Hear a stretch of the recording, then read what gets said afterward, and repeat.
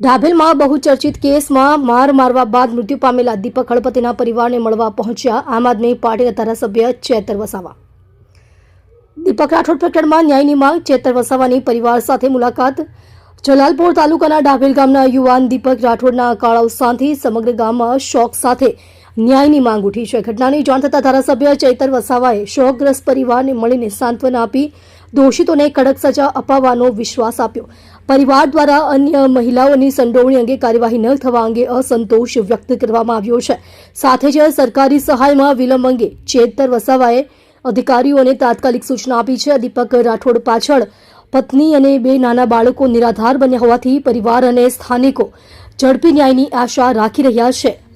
આપ જોઈ રહ્યા છો ગુજરાતની સૌથી પહેલા ખબર આપતી Surat express news channel, director Rajesh મંગલેની સાથે। આજે ડાબેલ ગામના જે દીપકભાઈ હળપતિ અમારા દીકરા અમારી વચ્ચે નથી રહ્યા, એમના પરિવારને આ દુઃખની ઘડીમાં સાંત્વના પાઠવવા અને પ્રકૃતિ એમને શક્તિ આપે એ પ્રાર્થના કરવા માટે અહીંયા અમે ઉપસ્થિત થયા છે।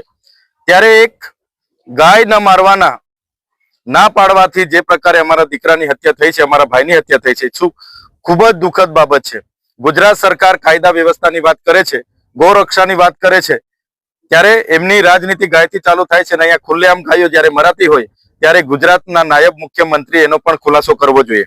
અને અમારા દીકરા પર જેમણે હુમલા કર્યા એ તમામ લોકો ને આમાંથી ઘણા લોકોને હજુ પકડવામાં નથી આવ્યા, તાત્કાલિક અસરથી એમને પણ પકડવામાં આવે અને કડકમાં કડક સજાની જોગવાઈ કરવામાં આવે, ફાસ્ટ ટ્રેક કોર્ટમાં એ કેસ ચલાવવામાં આવે એવી અમારી માંગણી છે।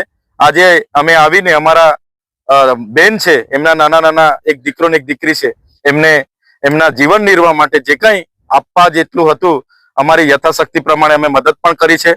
આદિજાતિ મદદનીશ કમિશનરને અહીંયા બેઠાથી જ અમે વાત કરી અને સહાય માટે પણ એમની જે કંઈ નિવેદન છે, એમના ડોક્યુમેન્ટ છે લઈને તાત્કાલિક અસરથી સહાયના ફોર્મ પણ ભરવામાં આવે અને સરકારની ગાઈડલાઈન મુજબ એને સહાય પણ મળે એ દિશામાં પણ અમે કાર્યવાહી કરાવી છે।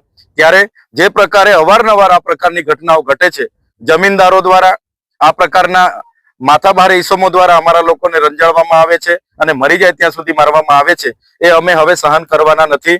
આવનારા દિવસોમાં જો આ જ પ્રકારની ઘટના બીજી બનશે તો અમે ખૂબ મોટું આંદોલન પણ કરીશું અને એવા તત્વોને જે પ્રકારની અમારી ભાષામાં જવાબ આપવાના થશે એ પ્રકારના અમારી ભાષામાં જવાબ પણ અમે આપવા તૈયાર છે।